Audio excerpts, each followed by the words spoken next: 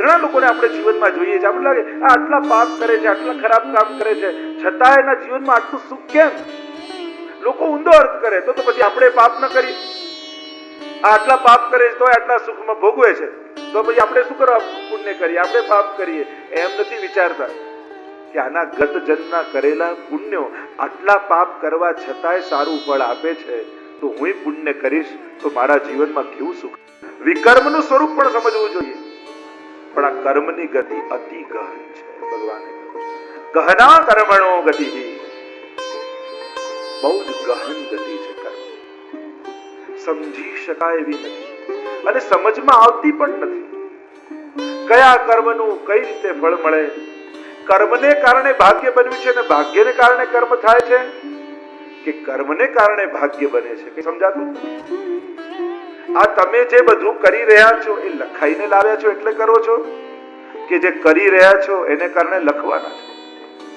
કઈ સમજાય એવું જ નથી. આમ મોટા મોટા મહાપુરુષોની બુદ્ધિ પણ જ્યાં વિરામ પામી જાય છે, કઈ સમજાતું નથી અને આજ સુધી કોઈ સમજી શક્યું નથી. આ કર્મની ગતિ બહુ વિચિત્ર છે. કોઈ એવો પર્ટિક્યુલર ચાર્ટ નથી આપણી પાસે કે કોઈની પાસે કે આ કર્મ કર્યું તો આ ફળ મળે અને આ કર્મ કર્યું તો કેટલા ટાઈમે એનું ફળ મળે. 1 વર્ષે, 2 વર્ષે, 5 વર્ષે, 10 વર્ષે, 1 જન્મે, 5 જન્મે, 10 જન્મે, કોઈ કઈ ગતિ સમજાતી નથી અને ખરેખર સમજાય એવી નથી. કયા કર્મનું કોણ ક્યારે ફળ ભોગવે છે કઈ સમજાતું. બહુ જ ગહન ગતિ છે કર્મ. અને કર્મના ફળ આપે છે કોણ? કર્મ આપે છે એ તો જડ છે. નક્કી કોણ કરે છે? ચલો તમે કહો કે આ જન્મનું તમને આ જન્મમાં ફળ મળ્યું ગત જન્મના કર્મનું, તો પહેલો જન્મ ત્યાં મારો હતો ત્યારે કયા કર્મનો ફળ ભોગવ્યા હતા? જો કર્મ જ કર્મથી બંધાયેલું હોય, બહુ જ ગહન ગતિ છે. ભગવાને અદ્ભુત વાત અહીંયા કરી, ગહના કર્મણો ગતિ. સમજાયું કર્મ અકર્મ વિકર્મ. આપણને જેમ થાય કે મેં જીવનમાં ખોટું નથી કર્યું, કાંઈ નથી કર્યું, કયા ફળો ભોગવી રહ્યું છું, કયા પાપનું ફળ ભોગવું છું, ક્યારે મેં કર્યું? ઘણા કર્મો એવા છે કે જેનું તુરંત ફળ મળી. સૃષ્ટિનું સર્જન કરી રહ્યા છે. વિજ્ઞાનની જેટલી શોધો જોવો એટલું વિશ્વાસ વધે છે મારો. કારણ કે વિજ્ઞાન પણ કુદરત પર આધારિત જ છે. આ વિજ્ઞાનની જેટલી સુવિધાઓ છે, મોબાઈલ તમે રેસીસ જુઓ, કોણ લઈને આવે છે રેસીસ? કયા આધાર પર ચાલે છે? તમે જેટલી પણ વસ્તુ જુઓ, આ ગ્રહ ઉપગ્રહો છોડે, ક્યાંથી આ બધું થઈ રહ્યું છે? કોના આધાર પર ટકેલું છે? આ પંચભૂત મહાભૂત ભગવાને જે બનાવ્યા એના પર જ બધું ચાલી રહ્યું છે. તો ધર્મને કોઈ વિજ્ઞાનને ડિપેન્ડ કરી દેવાની જરૂર નથી. કંઠી હું એટલા માટે પહેરું કે મને એને જોઈને ભગવાન યાદ આવે. તુલસીજી જેવા ભગવાનને વાલા છે, મારી આ જાતને પણ ભગવાનને વાલી બનાવી. લોકો દરેક વસ્તુમાં એવા એવા લોજિકો ગોતી આવે કે આપણને લાગે કે આ લાયા ક્યાંથી? પણ છોકરાઓને સમજાવવું છે એટલે વિજ્ઞાનનો આધાર આપવો જ પડે એવું નથી. કેમ બાળકોમાં આપણે શ્રદ્ધા ન બેસાડી શકીએ? ભગવાન છે, એની કૃપા છે, એવો નાનપણથી એની અંદર શ્રદ્ધા કેમ ન બેસાડાય? અને શ્રદ્ધા માણસને પાંગળો નથી બનાવતી. શ્રદ્ધા તો જીવનની તાકાત છે. આપણે એમ લાગે જે શ્રદ્ધાવાન હોય નબળો, આ સમજણ જ ખોટી છે. જેનાથી કઈ ન થાય ભક્તિ કરે, લોકો એમ માને. અરે શ્રદ્ધા તો તાકાત છે જીવન. શ્રદ્ધાવાળો વ્યક્તિ જીવનની ગમે તેવી મુશ્કેલીઓમાંથી બહાર નીકળી જાય. એ જ શ્રદ્ધા કહેવાય. ઘણા લોકોને શ્રદ્ધાનો વહેમ હોય છે, એની અંદર શ્રદ્ધા હોતી નથી અને એટલે જ એની શ્રદ્ધા તૂટી. ઘણા લોકો આમ ન થયું, અમારી તો શ્રદ્ધા જ તૂટી ગઈ. અરે તારી શ્રદ્ધા હતી જ નહીં, તને શ્રદ્ધાનો વહેમ હતો. લોકોની તો શ્રદ્ધા એવી હોય, બસમાં ચડ્યા ને બેસવાની જગ્યા ન મળી તોય ભગવાન પર અવિશ્વાસ આવી જાય. લોકોની તો શ્રદ્ધા એવી હોય, લો હવે તો કલયુગ આવી ગયો, ક્યાં બધે ભીડ છે, નામ છે, નામ છે, એમાં કલયુગ એને દેખાય. તું કાર ચલાવવાનું બંધ કર ને, કોણ ના પડે? જેટલો ટ્રાફિક ઓછો થઈ જશે. કોઈને પોતાને બંધ નથી કરવું. બધાને ધર્મ કરાવો છે પણ બીજા પાસે. આપણા સમાજની તકલીફ એ જ છે કે બધાને ધર્મ જોઈએ છે પણ બીજાના હૃદયમાં. પેલો કરુણાવાન થાય, પેલો દયાવાન થાય, પેલો આમ થાય, એટલે બધાને સામેથી ધર્મ જોઈએ છે, અહીંયાથી સામે નથી મોકલવો. તો અધર્મને જે ધર્મ સાબિત કરીને જીવે એ ધૃતરાષ્ટ્ર છે. ચોથું લક્ષણ આપ્યું, દાય ભાગ મયચ્છન. ભાગીઓનો જે ભાગ પડાવી લે એ પણ ધૃતરાષ્ટ્રનું લક્ષણ. જે તમારા અધિકારનું ન હોય, જે બીજાના ભાગનું હોય એને પડાવવાની વૃત્તિ કમથી કમ વૈષ્ણવની અંદર તો ન જ. બીજાનું છીનવાની વૃત્તિ એ ખોટી છે. હા, મહેનત કરો, પરિશ્રમ કરો, તમને મળે. કુશળતા જોઈએ, આવડત જોઈએ. અને ધર્મને સુખ સાથે કોઈ વેર નથી. ધાર્મિક વ્યક્તિ તો હરેક રીતે પ્રગતિશીલ હોવો જોઈએ, સુખી સંપન્ન હોવો જોઈએ. કેમ ન હોય? દરેક રીતે આગળ હોવો જોઈએ. પણ બીજાનું પડાવવાની વૃત્તિ છે. મારા હાથનું, મારી આવડતથી હું કમાવું. ઘણા લોકો નિશાસાદના ઘણી વાર સારા સારા શબ્દોને આપણી અનાવડતને ઢાંકવા માટે આપણે વાપરતા હોઈએ. આપણા અવગુણોને ઢાંકવા માટે સારા સારા શબ્દો વાપરે. લડવાની તાકાત ના હોય, બિચારા જવા દે ને, આની જોડે કોણ માથાકૂટ કરે? હવે એમ ચોખ્ખું કહે કે બાજવાની તાકાત નથી. પોતાનામાં હિંમત ન હોય એટલે કરુણાનો શબ્દ વાપરી દે, દયાનો શબ્દ વાપરી દે. કમાવાની આવડત ન હોય, આપણે તો સંતોષી માણસ, જેટલું મળે એટલામાં ચલાવી. ચોખ્ખું કહે કમાવાની આવડત નથી. સારા શબ્દોને પોતાની અનાવડત ઢાંકવા માટે ક્યારે વાપરતા? આપણા દુર્ગુણોને ઢાંકવા માટે આપણે બધાએ આવા બુરખા પહેરાવેલા છે. અને પાછો સંતોષ થઈ જાય ને કે હું તો સંતોષી માણસ, હું તો દયાવાન માણસ, હું તો કરુણાવાન માણસ, એટલે સારા શબ્દો મળી જાય, એટલે એવું સરસ લોજિક મને મળી જાય, એટલે પોતાને સાચો લાગવા માંડે માણસ. ના, ક્ષમા વીરસ્ય ભૂષણમ. આપણે તો કહ્યું ક્ષમા એ તો સુરવીરનું ભૂષણ છે અને કાયરનું દૂષણ છે. તો જે બીજાનું પડાવવાની વૃત્તિ વાળો છે ધૃતરાષ્ટ્ર. પાંચમું લક્ષણ આપ્યું, જે ભગવાન અને ભક્તોના વચનને માને નહીં એ ધૃતરાષ્ટ્ર. ધૃતરાષ્ટ્ર જીવનમાં તમે જોઈ લો, ન ભગવાનના વચન માન્યા, ન ભગવતીઓના વચન માન્યા.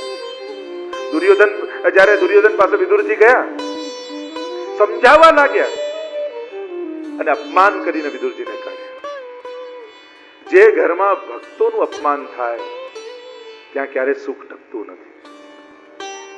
તમારા ઘરમાં જે પણ ભક્તિ કરતું હોય ને એને આદર આપો. બને તો એની ભક્તિ છોડાવતા નહીં, બને તો એની ભક્તિથી એની ટીકા કરતા નહીં. તમે નથી કરી શકતા, પણ જે કરે છે ને અનુકૂળ થવું એ પણ ભક્તિનો પ્રકાર છે, એ પણ ધર્મ જ છે.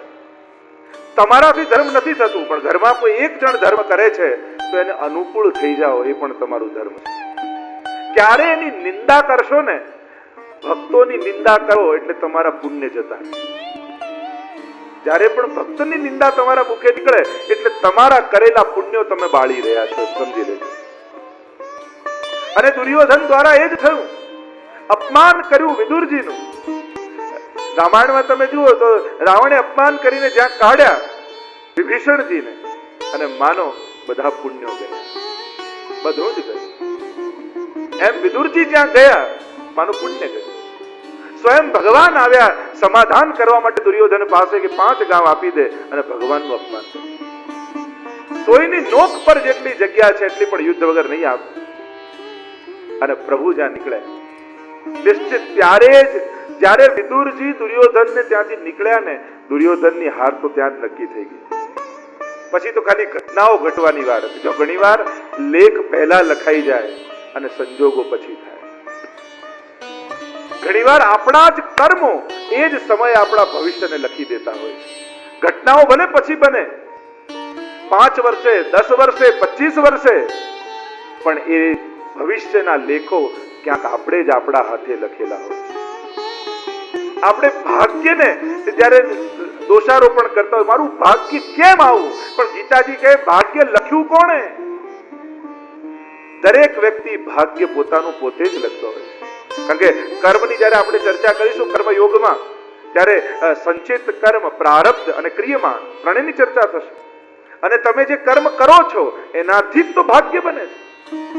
એટલે કે દરેક વ્યક્તિ પોતાનું ભાગ્ય પોતે જ લખતો હોય. તો માણસની તકલીફ શું કે પાપ લખવા છે પાપ, અને ફળ જોઈએ છે પુણ્ય. લીમડાનું બીજ વાવે પછી રાજુતરામાં કેરી ક્યારે ઉગે, ક્યારે ઉગે, ક્યારે ઉગે, ઉગે સંભવ નથી. એમ જ જેણે ભાગ્યની ચોપડીમાં પાપ લખ્યા છે, દુઃખ ફરીને આવવાના. દુઃખનું બીજ જ પાપ છે. અને એટલે જ કહ્યું કે ભગવાન અને ભક્તોના વચનોને જે ન માને, અરે કોશિશ કરી છે મારી નાખવાની. કેટલી ધૃતરાષ્ટ્ર, તો તમે આખા ચરિત્રને જુઓ તો કેવો કેવો ચરિત્ર છે ને. યુદ્ધ પૂરું થયા પછી પણ ભીમને મારવાની કોશિશ કરી. ખાય છે અન્ન પાંડવોનું. અને ત્યારે વિદુરજી આવ્યા અને ધૃતરાષ્ટ્રને કહ્યું કે, અને કઠોર વચન કહ્યા છે ધૃતરાષ્ટ્રને, એક શ્વાન જેમ કોઈના આંગણામાં ટુકડા ખાઈને પડ્યો રહે, એમ ક્યાં સુધી પાંડવોના ટુકડા ખાઈને એમના ઘરના આંગણે પડ્યા રહે. જો ઘણીવાર ભક્તોએ પણ કઠોર વચન એટલા માટે વાપરવા પડે કારણ કે પેલો અબૂધ હોય ને એને સારા વચનો સમજાય, એટલે કઠોર વચનનો પ્રયોગ કર્યો. શ્વાન કયા, એક શ્વાનની જેમ ટુકડા ખાઈને પડ્યા છો. અને પછી ધૃતરાષ્ટ્ર અને ગાંધારી વનમાં ગયા ને ત્યાં એમનો ઉદ્ધાર થયો. આપણે આ પ્રસિદ્ધ શ્લોક બોલીએ છીએ ને,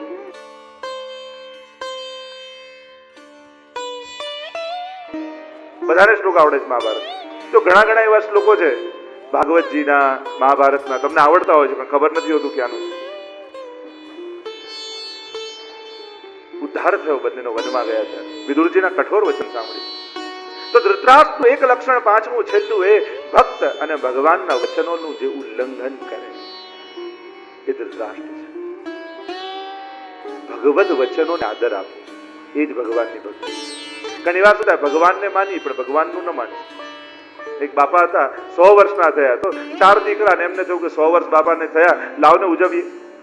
અને આખા ગામને બોલાવ્યા, જમણવાર કર્યું ને ખૂબ ધામધૂમ કરી અને બધા જ આવ્યા. સંતે મહાત્માને પણ બોલાવ્યા આશીર્વાદ આપવા માટે ને બધા વખાણ કરે કે તમારા દીકરા કેવા સારા, આટલો મોટો ઉત્સવ કરે છે. અને મહાત્માએ પણ કહ્યું એ બાપાને કે તમારા 100 વર્ષ આટલા ધામધૂમથી ઉજવી રહ્યા છે, ભાગ્યશાળી છો કે આવા દીકરા મળ્યા. પેલા બાપાએ કહ્યું, શું ધૂળ ભાગ્યશાળી, ચારેમાંથી એકે મારા કયામાં નથી. એમ મહાપ્રભુજીનો ઉત્સવ કરીએ, ગુરુજનોના ઉત્સવ કરીએ, પ્રભુના ઉત્સવ કરીએ, પણ એ સમયે ગુરુજનો પણ કહેતા હશે કે આ ઉત્સવ ભલે કરે પણ એકે મારા કયામાં નથી. તો આજ્ઞામાં રહેવું એ સેવાનું પહેલું ડગલું છે. સેવા શબ્દનું પહેલું પગથિયું એની આજ્ઞાનું પાલન છે. એટલે જ આપણે ત્યાં કહ્યું, સેવા કરતેર ગરોર આજ્ઞા. આજ્ઞાનું પાલન એ જ સેવા છે. આજ્ઞા પ્રમાણે સેવા કરવી એ તો સાધારણ અર્થ છે, પણ આજ્ઞા એ જ સેવા માનવી એ જ મુખ્ય અર્થ છે. અને આજ્ઞામાં જેને નિષ્ઠા હોય ને, ગુરુએ કહ્યું તું માળા કરો, ઠાકોરજીની માલાજી કર, પછી એવી નિષ્ઠાથી કરો કે બસ મને માળામાં ભગવાન મળશે. ગુરુ એમ કહ્યું કે તું વૈષ્ણવની લાઈન કરાવ, તો એવો વિશ્વાસ સાથે ત્યાં ઉભા રહો કે મને ભગવાન મળશે ને તો આ લાઈનમાં જ પડવાના. ગુરુ એમ કહ્યું કે તું કાઉન્ટર પર બેસ, તો તમે એવી શ્રદ્ધાથી જ બેસો કે મને ભગવાન મળશે તો અહીંયા કાઉન્ટર પર જ આવશે ભગવાન. આજ્ઞામાં જેને ભગવાન દેખાય એ જ સેવક છે. અને આપણું વાર્તા સાહિત્યનું પ્રમાણ છે. તમે 84 વસુબાઓની વાર્તા જુઓ, જ્યાં નિષ્ઠાથી બેઠા છે. જે પણ સેવા ક્યારે પણ નાની મોટી નથી હોતી, સેવા એ સેવા જ હોય. જ્યારથી આપણે વિશેષણ લગાડે ને કે આ સેવા મોટી ને આ સેવા નાની, ત્યારથી સેવા શબ્દને આપણે લજવી દીધો. સેવા એ પોતાના રૂપમાં પૂર્ણ હોય છે. એ તમને બહાર બુહારીની સેવા મળે કે ભીતર શૃંગારની સેવા મળે, પણ સેવા એ સેવા છે. એને ક્યારે નાની મોટી ન ગણતા. ઘણીવાર શૃંગાર કરનારાનું મન બહાર હોય અને ઘણીવાર બહાર બુહારી કરનારનું મન ઠાકોરજીમાં હોય. તો જેનું મન નજીક છે ભગવાનની નજીક છે. આપણા વાર્તામાં પ્રસંગ નથી આવતો પેલા શેઠજીનો, વહુનો. વહુ બહાર બુહારી કરતી હતી ને શેઠજી શૃંગાર કરી રહ્યા હતા ઠાકોરજી. અને શૃંગાર કરતા કરતા વિચાર આવ્યો કે આ જોડા સીવવા માટે આપ્યા છે મોચીને, અઠવાડિયું થઈ ગયું હજી પાછા નથી આપી. એટલામાં કોઈ મહેમાન આવ્યા, વહુને પૂછ્યું કે શેઠજી ઘરમાં છે? ના ના, મારા સસુરજી તો મોચીની દુકાને જોડા લેવા ગયા છે. અને પેલા અંદર સાંભળ્યું, બૂમ પાડતા પાડતા બહાર આવ્યા, અરે આવા ખોટા ખોટા જવાબ કેમ આપે? ત્યારે વહુએ કહ્યું, ક્ષમા કરજો, આપ ભલે બેઠા ઠાકોરજી પાસે હતા પણ આપનું મન તો મોચીની દુકાને જ હતું. અને એનાથી ઉલટું જુઓ, રાજા અસ્કરદાસજીની વાર્તા આવે. યુદ્ધના મેદાનમાં લડતા લડતા પણ એનું મન ઠાકોરજીની સેવામાં છે. ત્યાં રાજભોગનો ડબરો ઠાકોરજીને ધરી રહ્યા છે. મૂળ વાત, કેટલા નજીક તમે ઠાકોરજીના પહોંચ્યા. ઘણીવાર નજીક પહોંચી જઈએ છીએ પણ પાસે નથી પહોંચી શકતા. કેટલાને ધક્કા મારીને આગળ પહોંચી જઈએ પણ નજીક ઠાકોરજીના નથી જઈ શકતા, પાસે નથી જઈ શકતા. તો આગળ જવું અને નજીક જવું બંનેમાં ફરક છે. 10 જણને ધક્કા મારીને આગળ પહોંચી ગયા, પણ ક્યાંક ઠાકોરજીથી દૂર તો ન થઈ ગયા? એનો તો વિચાર કરી. તો જે ભગવાન અને ભક્તોની આજ્ઞાને ન માને એ ધૃતરાષ્ટ્ર છે. તો ધૃતરાષ્ટ્ર જેવો અંધ વ્યક્તિથી ભગવદ ગીતાની શરૂઆત થઈ રહી. કારણ કે આ તો આંખો ખોલનારી કથા છે. આંધળાને જે દ્રષ્ટિ આપી દે એ આ ભગવદ ગીતા છે. આઈએ પ્રવેશ કરે. ધર્મ શબ્દથી ભગવદ ગીતાનો પ્રારંભ થયો. અધાર્મિકના મુખે પણ ભગવાને પહેલા ધર્મ શબ્દ આપ્યો. અધર્મમાં ડૂબેલો છે ધૃતરાષ્ટ્ર અને શબ્દ કયો બોલે છે? ધર્મ ક્ષેત્ર. ધર્મ શબ્દથી પ્રારંભ થયો. સાધારણ જો વ્યાખ્યા કરીએ આ શ્લોકને તો ધર્મ ક્ષેત્રે કુરુક્ષેત્રે, ધર્મ ક્ષેત્ર એવા કુરુક્ષેત્રમાં સમવેતા યુયુત્સવઃ, યુદ્ધની ઈચ્છા વાળા મામકાહ મારા પાંડવાશ્ચય, પાંડવના પુત્રો, કિમ અકુર્વત સંજય, શું કર્યું હે સંજય? એમણે શું કર્યું? વ્યાખ્યા છે. એક એક શબ્દોના અર્થ કરીએ. ધર્મ કુરુક્ષેત્ર, ધર્મ ક્ષેત્ર એવું કુરુક્ષેત્ર. આ કુરુક્ષેત્ર છે ને સ્થળનું નામ. જો આપણે ત્યાં 3 સ્થાનની મહત્તા છે. તમે યાત્રા કરવા જાઓ તેમાં 3 જગ્યા હોય: તીર્થ, ક્ષેત્ર અને જલ. તીર્થ કોને કહેવાય? જ્યાં જલ અને સ્થળ, જલ અને ભૂમિ બંનેની મહત્તા જ્યાં હોય એને તીર્થ કહેવાય. જ્યાં ભૂમિની મહત્તા હોય એને ક્ષેત્ર કહેવાય.